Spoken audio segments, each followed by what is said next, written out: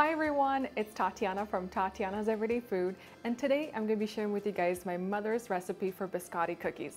Today we'll be adding pistachios, hazelnut, dried cranberries, and then we're going to finish the cookies off by dipping them into chocolate to make them extra fancy for the holiday season. We're going to start off by making our cookie batter. So I have my oven preheated to 350 degrees Fahrenheit, and I have 6 large eggs I've brought up to room temperature. We're going to place them into my mixer bowl. And I'm going to add 1 1/3 cup granulated sugar. I'm going to mix these two together on high speed for a couple minutes until the eggs are light and fluffy. I'm going to change out my whisk for a flat beater, and then next we're going to add 1/2 pound of butter. And I've cut it into smaller pieces, and I've brought it slightly up to room temperature. It's still a little bit firm, and that's just the way we need it. I'm just going to add it into my egg batter, and I'm going to beat this for a couple minutes. For this recipe, we're going to need about 5 to 5.5 cups of all-purpose flour. I'm starting with 4 cups, and I'm going to add 2 teaspoons of baking powder to my flour.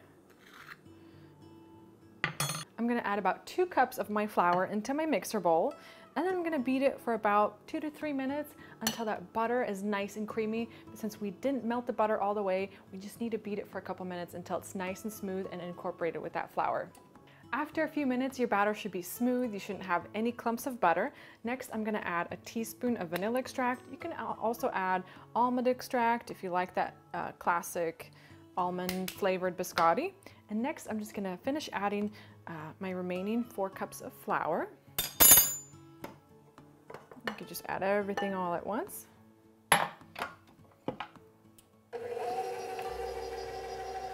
Once you've had that combined, go ahead and turn your batter out onto your work surface. We're going to finish kneading it by hand. I'm going to knead in the remaining 1/2 cup of flour by hand, and you just want to create a really nice, soft, but not sticky dough. So just sprinkle a little bit at a time until your dough comes together nicely. And just dust your work surface very lightly with flour so that it doesn't stick. You see how soft and smooth it is. That's just the way we need it to be. And now we're ready to add our fillings. I'm going to dust my work surface with a little bit of flour, and then I'm going to spread my dough into a nice large rectangle. For our filling, I'm going to be using 1/2 cup of salted pistachios, and I have 1/2 cup of hazelnuts, but feel free to add whatever type of nuts you would like. And then I have about 1 cup of dried cranberries. So I'm going to just spread everything over the top. Spread it evenly across. Add my nuts on top.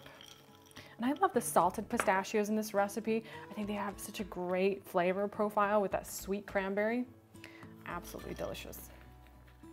Just gonna press everything in. And then we're gonna fold everything in together. And we're just gonna knead this in so the nuts and all those cranberries get worked right into the dough.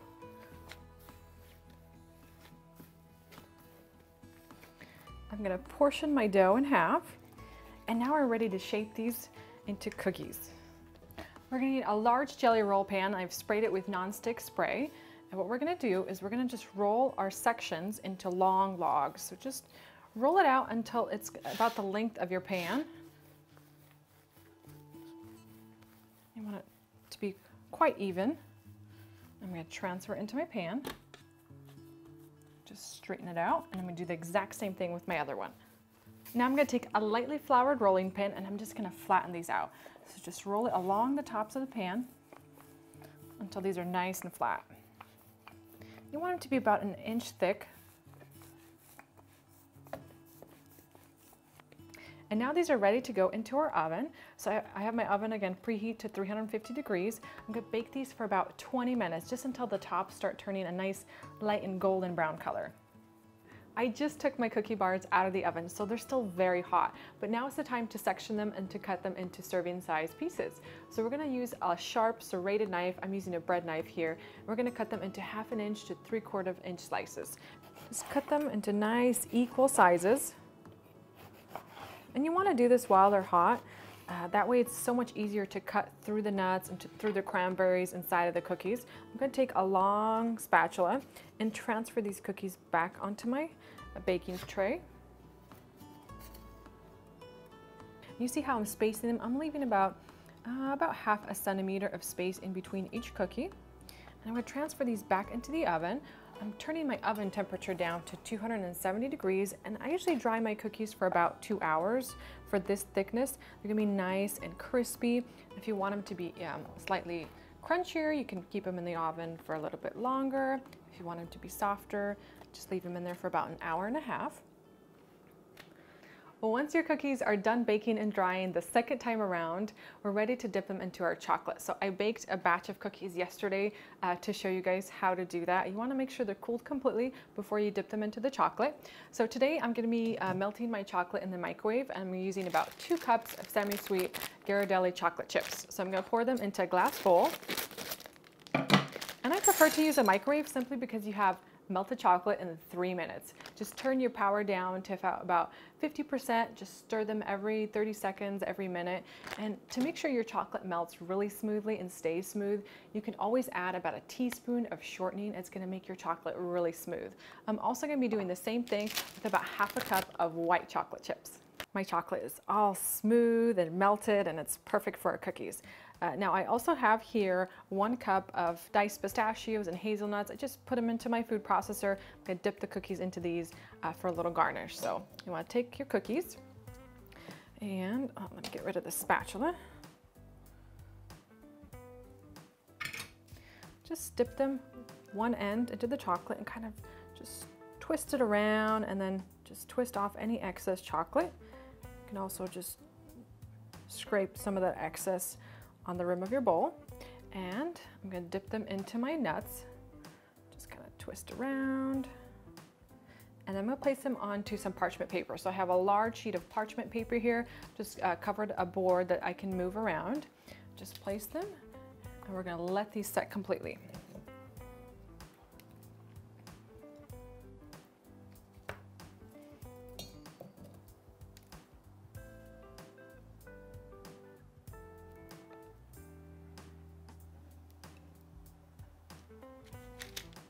I've dipped the rest of my cookies into chocolate with no nuts, and I've also melted my white chocolate.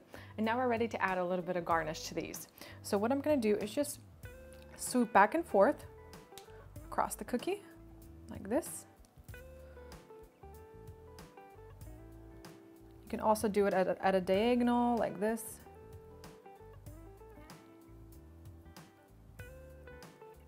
Next, I'm going to take a toothpick, and while the chocolate is still not set, I'm just going to run it through the center, just pull it, and it just creates this beautiful design on the cookie.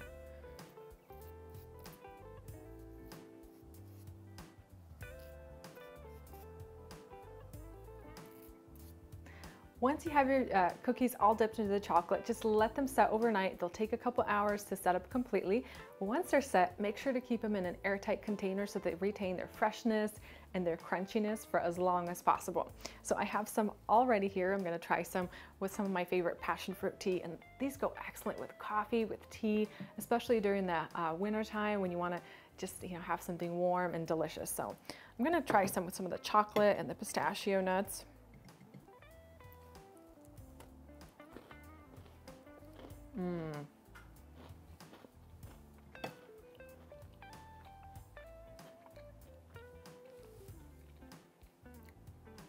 These are so delicious. They just have the right amount of crunchiness. You bite into them and the cookie just kind of falls apart in your mouth. It has that perfect biscotti, just crunchiness and flavor, and that chocolate on the cookies is absolutely delicious.